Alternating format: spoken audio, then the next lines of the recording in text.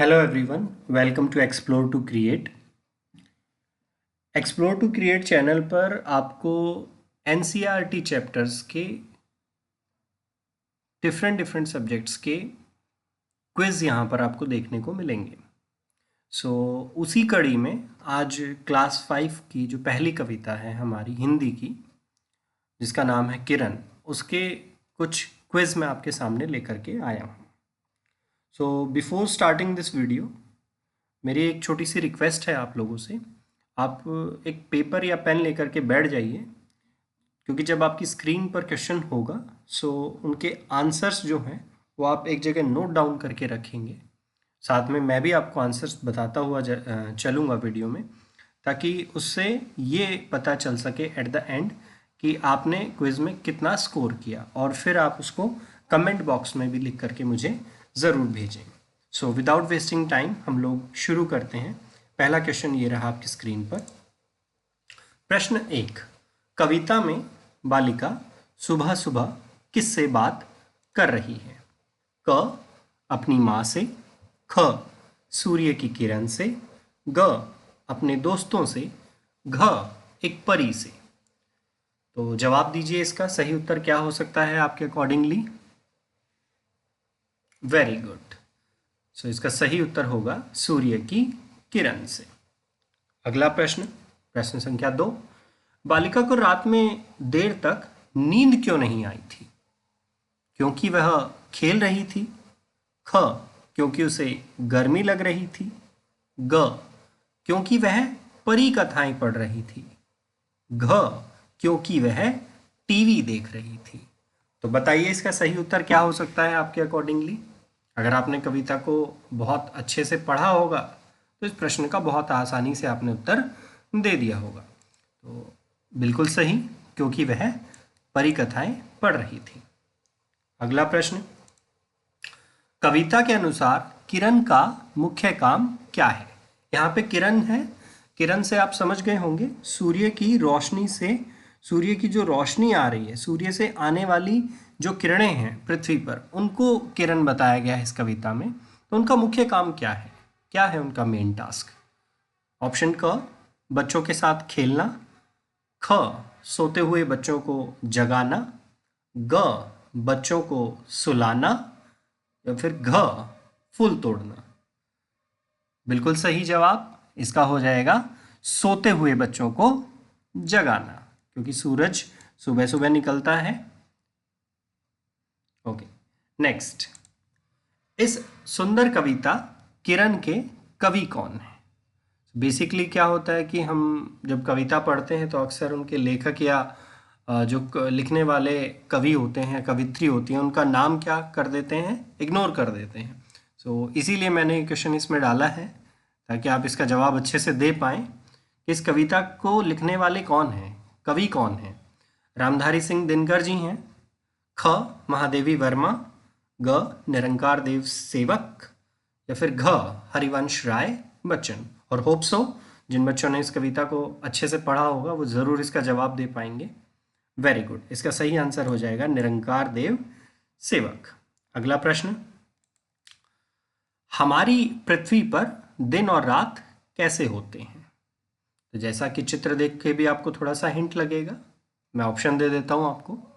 क, बादलों के आने जाने से, ख, पृथ्वी के अपनी धुरी पर घूमने के कारण, ग, चांद के छिप जाने से, घ, तारों के चमकने से। होप सो पिक्चर ने काफी हद तक आपका आंसर्स क्लियर किया होगा।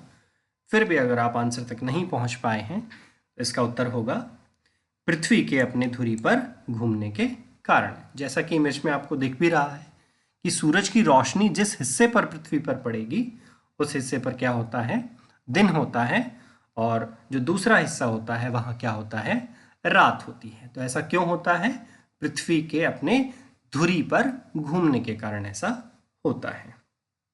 चलिए अगला प्रश्न, पेड़ का जादू, ये भी इस जो कविता थी हमारी किरण, उसके साथ में ही ऐड ऑन करके एक टॉपिक दिया हुआ था, उससे है ये प्रश्न कि पेड़ का जादू पाठ के अनुसार बुआ के घर में गिलहरी और चिड़िया अपने आप क्यों आ गई? ऑप्शंस देता हूं मैं आपको। क, क्योंकि बुआ ने उन्हें बाजार से खरीदा था। ख, क्योंकि बुआ ने उन्हें पिंजरे में रखा था। ग, क्योंकि बुआ के घर में एक बड़ा पेड़ था। घ, क्योंकि घर बहुत सुंदर था। तो थोड़ा सा दिमाग पर जोर डालिए, सोचिए क्या हो सकता है इसका उत्तर।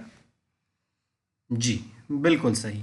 होप सो काफी बच्चों ने इसका आंसर सही दिया होगा। तो इसका सही उत्तर है क्योंकि बुआ के घर में एक बड़ा पेड़ था। अगला प्रश्न, पेड़ शब्द का समान अर्थ वाला शब्द बताएं। जनरली एग्जाम्स में ये आता है कि समान अर्थ वाला शब्द बताइए या पर्यायवाची शब्द बताइए, तो ये दोनों एक ही चीज होती हैं। यानी पेड़ को आप किस दूसरे शब्द से और बता सकते हैं। तो यहाँ पर ऑप्शंस हैं क नभ, ख वायु, ग तरु, घ सरिता। तो पेड़ का पर्यायवाची शब्द बताना है या मैं कहूँ समान अर्थ वाला शब्द बताना है, एक ही बात है। तो आपने उत्तर दे दिया होगा अब तक। इसका सही जवाब है ग तरु।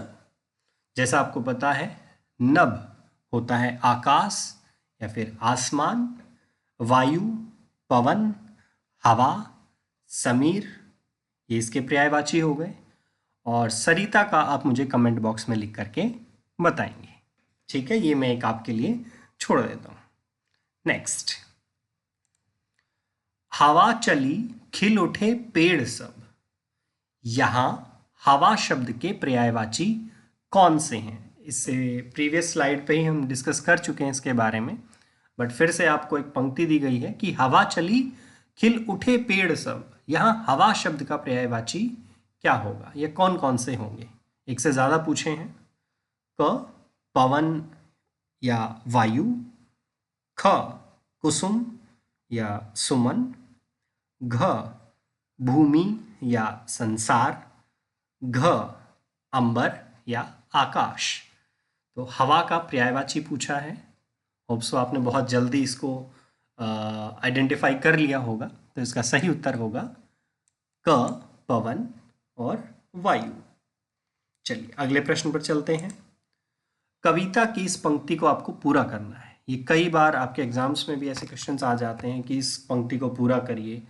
तो ऐसा एक प्रश्न मैंने लिया है कि मैं तो बिस्तर में से अपने अब तक निकल नहीं।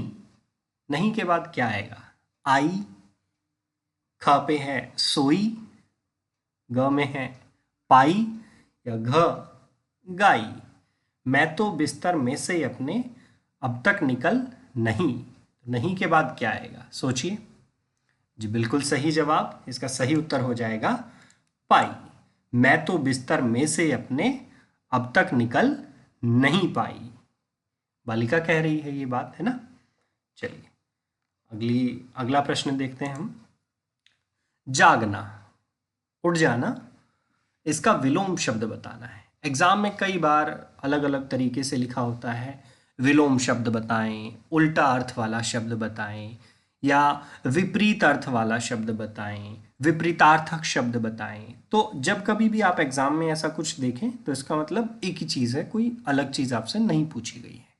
जैसे अंग्रेजी में आप अपोजिट वर्ड्स पढ़ते हैं, एंटोनियम्स पढ़ते हैं, वैसे ही हिंदी में विलोम शब्द होते हैं। तो जागना बहुत इजी है, आपसे पूछा है जागना शब्द का विलोम क्या होगा, उल्टा अर्थ वाला शब्द क्या होगा? हंसना, ख पे है रोना, ग दौड़ना या फिर घ सोना। सही उत्तर क्या होगा? जागना। इसका सही उत्तर हो जाएगा सोना। सो ये 10 क्वेश्चंस की ही सीरीज आज मैंने स्टार्ट की है आपके लिए। होप सो आपको ये पसंद आएगी।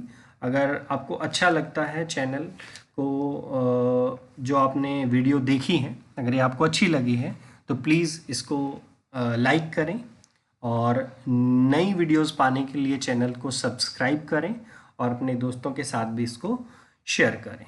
Thank you. Have a nice day.